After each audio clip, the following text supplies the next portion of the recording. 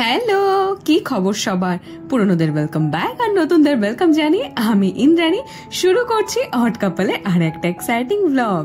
ও দাঁড়ান, আজকের ভিডিওটা কেন এতটা এক্সাইটিং হতে চলেছে একবার দেখিয়ে দিই। মিশো থেকে কিনেছি এই এতগুলো ঘরের কাজের জিনিস। বিভিন্ন সময় বিভিন্ন পার্সেল অর্ডার করেছিলাম আর সেগুলো এক এক করে এসে পৌঁছেও গেছে। এই দেখুন, আরো দুটো একসঙ্গে ধরতে পারছিলাম না বলে দেখাতে পারিনি। এবার পার্সেলগুলো যেহেতু রেখে দিয়েছিলাম আপনাদের সঙ্গে আনবক্সিং ভিডিও শেয়ার করব বলে, তাই এগুলো রিটার্ন বা এক্সচেঞ্জের ডেটও গেছে পেরিয়ে। এখন এর মধ্যে কি আছে চলুন দেখা যাক। এখন কোনো জিনিস গন্ডগোল বেরোলে আর কিচ্ছুটি করার নেই। এখন কোন পার্সেলে কি আছে আমি তো গিয়েছি ভুলে, তাই আপনাদের সঙ্গে দেখবো কোনটার মধ্যে কি রয়েছে। প্রথমেই হাতে এসে পড়েছে একটা বেশ কাজের জিনিস। এটা অনেকদিন ধরে কিনবার প্ল্যান ছিল, অনেকদিন এটা আমার কার্টে অ্যাডও করা ছিল, অবশেষে এটা অর্ডার করে দিয়েছিলাম। এটা একটা হ্যান্ড গ্রাইন্ডার, গোলমরিচ জাতীয় জিনিস ডিরেক্টলি ক্রাশ করার জন্য এটা কিন্তু খুবই কাজের। টোস্ট হোক বা রান্নায় গোলমরিচের গুঁড়োর ফ্লেভার আমার কিন্তু ভীষণই ভাল লাগে। যাই বলুন না কেন, বাজার থেকে কেনা রেডিমেড গোলমরিচের গুঁড়োতে সেই ঝাঁঝটা আমি পাই না যতটা ফ্রেশ ক্রাশ করা গোলমরিচে পাই। সেই জন্যই এটা নেওয়া। এটা বডিটা পুরো কাঁচের আর ওপরের ওই টুইস্ট করার জিনিসটা প্লাস্টিকের। কোন জিনিসের কত দাম এবং এর প্রোডাক্ট কোড সবই আমি স্ক্রিনে মেনশন করে দিতে থাকছি, আপনারা কিন্তু অবশ্যই পজ করে দেখে নেবেন। চলে আসি এর পরের পার্সেলটা আনবক্স করতে। এই পরের পার্সেলটা যতদূর মনে হচ্ছে রান্নাঘরেরই কাজের কোনো জিনিস। একদমই ঠিক ধরেছি, এটা একটা স্টোরেজ বক্স। ফ্রিজের মধ্যে আদা, কাঁচা লঙ্কা, রসুনের মতো জিনিস রাখতে কিন্তু এই ধরনের স্টোরেজ বক্স খুবই কাজের। এই স্টোরেজ বক্সটা দুটোর সেটে এসেছিল। এই স্টোরেজ বক্সটা কিন্তু বেশ ইউনিক লাগলো, কারণ এর মধ্যে রয়েছে দুটো সেপারেট লিড। ফলে তো এখানে আলাদা আলাদা দুটো জিনিস রাখা যাবে। এর ফলে যেটা হবে, যে স্টোরেজ থেকে আপনার জিনিস নেবার প্রয়োজন সেখান থেকে নিলেই হবে, অন্য লিডটা খোলার প্রয়োজন পড়বে না। প্লাস্টিক হলেও প্লাস্টিকের কোয়ালিটি কিন্তু ভীষণই সুন্দর। প্রোডাক্ট কোড আগেই স্ক্রিনে মেনশন করেছি, আপনারা দেখে নিতে পারেন। চলে আসছে পরের প্রোডাক্টে। পরের প্রোডাক্টটা যখন ডেলিভারি হয়েছিল বাইরে থেকে দেখে আমি বুঝতেই পারছিলাম না যে এটা আমি কি অর্ডার করেছি। আসলে সিলিকনের কোনো পাত্র এর আগে আমি কখনো ব্যবহার করিনি, ফলে জিনিসটা যে আমি কাগজের মতো ভাঁজ হওয়া অবস্থায় পাবো এটা আমি একেবারেই এক্সপেক্ট করিনি। ছবিতে দেখুন ঠিক যেরকম লাগছে এরকমই কিছু একটা এক্সপেক্ট করেছিলাম। এটা আর কিছুই না, এটা হলো সিলিকনের একটা এয়ার ফ্রায়ার ট্রে। আসলে শুভেন্দু অফিস থেকে একটা এয়ার ফ্রায়ার পেয়েছে। এয়ার ফ্রায়ারের যে ট্রেটা রয়েছে ওর মধ্যে হয়তো ডিরেক্ট খাবার রেখে রান্না করা যেতেই পারে, তবে এরকম একটা ট্রে হলে খাবার তোলা পড়া করতে সুবিধা হবে। আর সাইডেও দেখুন কিরকম ধরার মতো হ্যান্ডেলও দেওয়া রয়েছে। দাম অনুযায়ী জিনিসটা আমার মন্দ লাগেনি। এই ডেলিভারিটা এসছে আজ সকালে। এই প্রোডাক্টটা হাতে নেওয়ার পর ভাবলাম ব্যাস, এই বুঝি কিছু না কিছু গন্ডগোল বেরোবে। কিন্তু প্যাকেজটা খুলে মনটা একটু হলেও শান্ত হলো, কারণ এর ভেতরে কোনো কাঁচের জিনিস ছিল না। এর আগের ভিডিওতে আপনারা দেখেছেন যে হাত থেকে পড়ে আমার তেলের শিশিটা ভেঙে গেছিল। তবে এবার একটু সেফ সাইডে থাকার জন্য নিয়েছি স্টেনলেস স্টিলের দুটো অয়েল ডিসপেন্সার।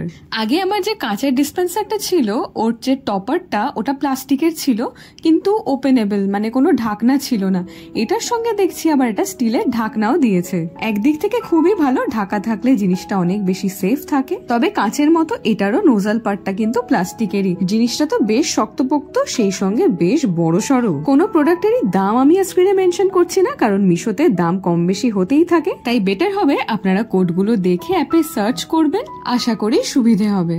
চলে যাচ্ছে পরের পার্সেলটা। এটা কিন্তু বেশ সুন্দর করেই প্যাকিং করা হয়েছে। খুলে নিয়ে দেখা যাক এটার মধ্যে কি রয়েছে। আচ্ছা, এটার মধ্যে রয়েছে আর একটা খুব কাজের জিনিস। এগুলো আর এক ধরনের অর্গানাইজার। এগুলো স্পেশালি ডিজাইন করা হয়েছে ফ্রিজে রাখার জন্য। ফ্রিজে ফল, সবজি বা শাক জাতীয় জিনিস রাখার জন্য এই ধরনের স্টোরেজ বক্স কিন্তু আইডিয়াল। আর ভেতরে যে সাদা রঙের অংশটা দেখছেন এইটারও কিন্তু একটা দারুণ কাজ রয়েছে।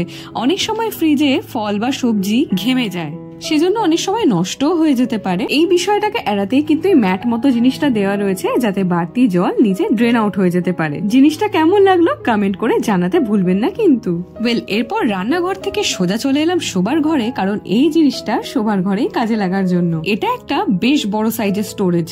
সাইজটা মোটামুটি আপনারা দেখে আন্দাজ করতেই পারছেন যে কত বড়। আর সামনে এই ট্রান্সপারেন্ট অংশটা থেকে কিন্তু ভেতরে কি রেখেছি সহজে বোঝা যাবে। এটার মধ্যে করে কিন্তু আপনারা খাটের তলায় বা আলমারির মাথার মতো জায়গায় কিন্তু একসঙ্গে অনেক জিনিস স্টোর করে রাখতে পারেন। তবে আমি এগুলো কিনেছি কম্বল রাখবো বলে। কিছু কিছু ব্ল্যাঙ্কেটের সঙ্গে এত চিপ কোয়ালিটির কভার আসে, ওগুলো কিছুদিন পর না অটোমেটিক্যালি বাজে হয়ে যায়। সেই রকমই আমার ক্ষেত্রে হয়েছে, ফলত আমি এইটা কিনেছি, আশা করি কাজে দেবে। পাশে এরকম হ্যান্ডেলও দেওয়া রয়েছে, ফলত ব্যাগটা যদি আপনি একটু ভেতরের দিকে রাখেন তাহলে এই হ্যান্ডেল ধরে টেনে বেরও করতে সুবিধা হবে। দাম অনুযায়ী কোয়ালিটি কিন্তু আমার বেশ পারফেক্ট বলেই মনে হয়েছে, বা বলা ভালো আমি অনেক সস্তাতেই জিনিস দুটো পেয়ে পেয়েছি। এরপর চলে আসছি পরের পার্সেলে। আচ্ছা, ভিডিওটা আপনাদের কেমন লাগছে কমেন্ট করে জানাতে ভুলবেন না কিন্তু। আর সেই সঙ্গে যারা আমাদের ইউটিউব চ্যানেল এখনো সাবস্ক্রাইব করেননি তাদের কাছে রিকোয়েস্ট রইল, প্লিজ চ্যানেলটাকে সাবস্ক্রাইব করে দেবেন। আর যারা ফেসবুক থেকে দেখছেন তারা আমাদের অড কাপল পেজটা ফলো করতে ভুলবেন না যেন। আচ্ছা, কথা বলতে বলতে এখানে আমি আনপ্যাক করে ফেলেছি আমার পরের পার্সেলটা। এই পার্সেলটার ওজন অনেকটাই বেশি ছিল বাকি পার্সেলগুলোর তুলনায়। এটাও কিন্তু বেশ কাজের জিনিস। আচ্ছা, সবকিছু আমি কাজের বলছি কারণ সত্যি বলতে আমি কিন্তু এখানে একটাও অকাজের জিনিস এখনো অব্দি দেখাইনি। যারা এতক্ষণ গেস করছিলেন এটা কি, তাদের বলে দিই, এটাও একটা জামা কাপড় রাখার অর্গানাইজার।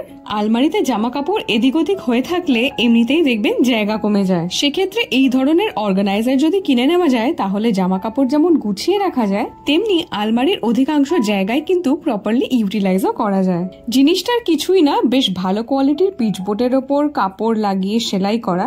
আমার সামহাও মনে হলো কারো যদি হাতে সময় থাকে এটা কিন্তু ডিআইওয়াই করেও বানিয়ে নেওয়া যেতে পারে। কিন্তু বারবার জিনিসটা এমন ভাঁজ হয়ে যেতে দেখে আমি ভাবলাম এটা আলমারিতে সেট হবে কিভাবে। তারপর দেখলাম না, এর সঙ্গে একটা পিচবোর্ডের বেসও এসেছে যাতে জিনিসটা প্রপারলি দাঁড়িয়ে থাকে। তো ভাবলাম এই ফাঁকে জামা কাপড়গুলো অর্গানাইজ করে নেওয়া যাক। আপনারাও দেখতে থাকুন আমি কিভাবে গোটা জায়গাটা গুছিয়ে নিই। To the city streets, we began to feel the fire. We rise like tall buildings as the chemicals they take us higher. The night's young and it's just begun as she puts her hand in mine. এই নিচের তাকে আমি আমার সমস্ত jeans, pant, palazzo, trouser, leggings সমস্ত কিছু রেখেছি। একইভাবে আমি এই টপের সেকশনটাও একটু অর্গানাইজ করে নেব। এইভাবে করে নেওয়ার পর দেখলাম জিনিসটা তো অর্গানাইজ হলো শুধু না, সামনে দেখুন আরো বেশ খানিকটা জায়গাও পাওয়া গেল। হাতের কাছে থাকা দরকার, এরকম জিনিস কিন্তু এখানে অনায়াসেই রাখা যাবে। আচ্ছা, এরপর লাস্ট বাট নট লিস্ট যে জিনিসটা আমি শেয়ার করব, এই জিনিসটা কিন্তু আপনাদের অনেকেরই কাজে লাগতে পারে। এই সেম জিনিস কিছুদিন আগেই আমি মিশো থেকে আর এক সেট অর্ডার করেছিলাম। সেটার মেকানিজমটা একটু অন্যরকম ছিল, কিন্তু এটা তো দেখছি পুরো অ্যাকর্ডিয়ানের মতো দেখতে। তবে এটা আদতে একটা শু র্যাক। হ্যাঁ, একদম ঠিকই ধরেছেন। এর আগে যেটা অর্ডার করেছিলাম সেটা পুরোটাই ডিসমেন্টেলড অবস্থায় এসেছিল, কিন্তু এই জিনিসটা দেখলাম পুরোটা সেট আপ করা। খালি হাতের সাহায্যে এই লকগুলোকে একটু প্রেস করে দিলেই জিনিসটা শক্ত হয়ে যাচ্ছে। ফলত এই ফোল্ডিং অবস্থা থেকে খুব সুন্দর একটা র্যাকের আকার ধারণ করছে। এই যে কটকট করে যে শব্দটা শুনতে পাচ্ছেন, এটাই এনশিওর করে যে জিনিসটা প্রপারলি আটকাচ্ছে। এর আগে যে সুরাকটা মিশো থেকে কিনেছিলাম বললাম না, সেটা আমি শর্ট ভিডিওর মাধ্যমে আপনাদের সঙ্গে শেয়ারও করেছিলাম। সেটা দেখুন এইভাবে পুরোটাই ডিসমেন্টেলড অবস্থায় এসেছিল। পুরোটা আমাকে এভাবে স্ট্রাকচার করে নিতে হয়েছে।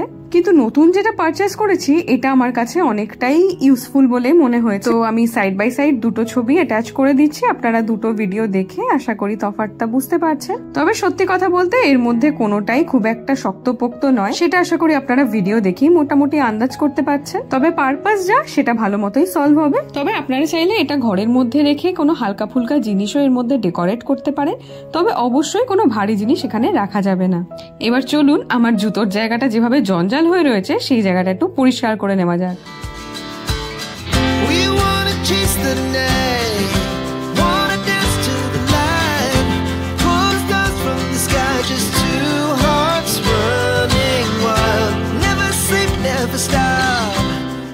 সো মোটামুটি এই ছিল আমার জুতোর র্যাকের সিচুয়েশন। এই কাঠের যে একটা, এটার ভেতরে তো ঠাসা জুতো।